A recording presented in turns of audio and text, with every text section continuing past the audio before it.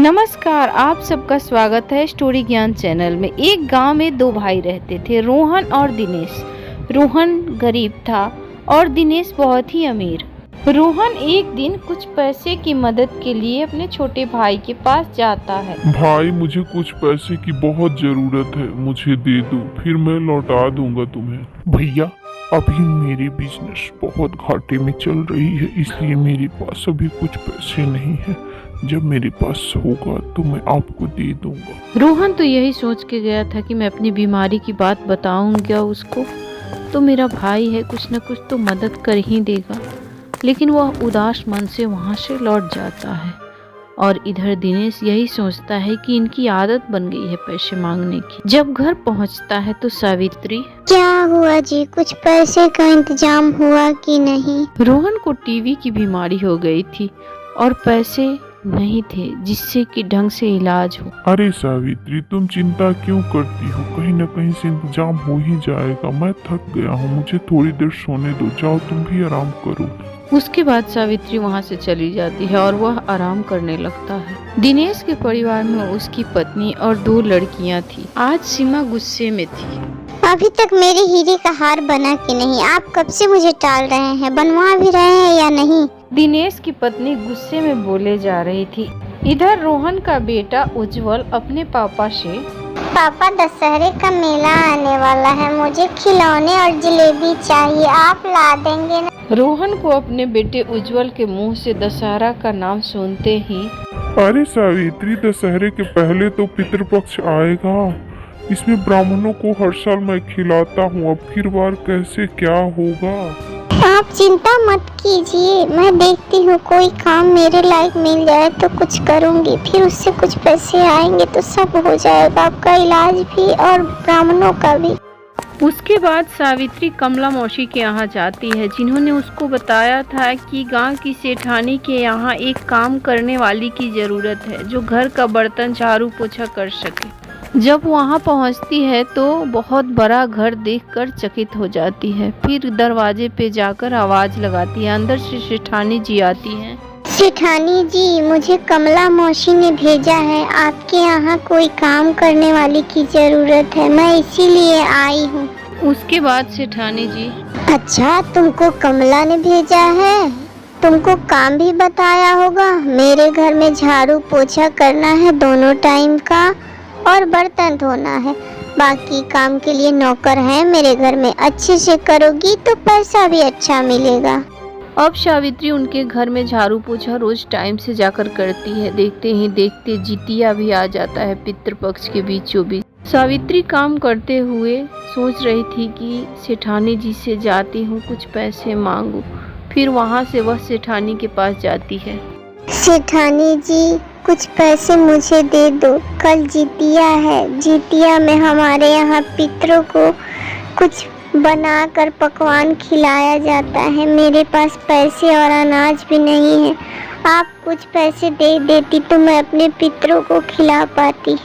अच्छा, कल ही जितिया है, तुम्हें पैसे चाहिए या अनाज? अभी सेठ जी आएंगे तो पैसे मिलेंगे। ये आटा और गुड़ है, इसको ले जाओ और कुछ पैसे कल काम करने आओगी तो दे दूंगी। वह सेठानी का शुक्रिया अदा करके वहाँ से गुड़ और आटा लेकर घर आती है। जब घर में आती है तो उज्जवल, मम्मी मम्मी, मुझे बहुत भूख लगी है, कुछ खाने को लाई हो?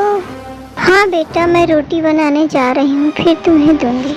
इधर दिनेश के घर सीमा अपने सहेलियों के साथ बैठकर बातें कर रही होती है। तभी दिनेश आता है। सीमा, सभी के यहाँ देख रहा हूँ कि पितृपक्ष में ब्राह्मणों को खिला रहे हैं, पितरों को दान कर रहे हैं। तुम कुछ नहीं करने वाली हो क्या? अरे औरों के जैसा मुझे नाटक नौटंकी नहीं करना है। 1000-2000 रुपये किसी ब्राह्मण को दे दीजिएगा, सब उसी में हो जाएगा, पितृदान और ब्राह्मणों का भोजन। इधर सावित्री रोटी बनाती है और गुड़ और पानी रखकर अपने सास ससुर के फोटो के सामने, हे पिताजी और माताजी, जो कुछ मेरे पास है उसको ग्रहण करें, बाकी आप सब जानने वाले हैं। उसी दिन रात में सभी पितर आते हैं और इसके सास ससुर भी आते हैं। वह जब पृथ्वी पे आते हैं तो सबसे पहले अपने धनवान बेटे के घर पहुंचते हैं। वहां जाने के बाद ललिता, मैंने तो दिनेश के पूरे घर में देख लिया, कहीं कुछ भी नहीं रखा है हम लोगों को खाने के लिए। कोई बात नहीं, चलिए चलते हैं बड़े वाले बेटे के घर में, वो जरूर हमारे लिए कुछ न कुछ रखी होगी। हमने कहा था ना, गुड़ और रोटी पानी सब रखी है, नीचे सोई है, खुद तीनों कुछ नहीं खाए हैं। अब इनका दिन बदल गया, अब ये कभी दुखी नहीं रहेंगे। और बहुत सारा आशीर्वाद देते हैं और एक सोने से भरा घड़ा वहां रख कर फिर दोनों चले जाते हैं। जब सुबह सावित्री उठती है तो ये सब देखकर चकित रह जाती है। उसके बाद तीनों वहां बैठकर फोटो के सामने माता पिता का आशीर्वाद लेते हैं और वो रात का रखा हुआ गुड़ और रोटी खाते हैं। कुछ ही दिनों में माता पिता के आशीर्वाद से रोहन के पास सब कुछ हो जाता है। रोहन स्वस्थ भी हो जाता है, एक छोटा सा घर भी बनवा लेता है। पूरे परिवार बहुत सुखी से रहते हैं। पितरों का आशीर्वाद उसको भरपूर मिलता रहता है। सावित्री, तुम्हारा कैसे धन्यवाद करूं मैं। तुम्हारी वजह से माता पिता का आशीर्वाद मिला, सब कुछ बढ़िया हो गया।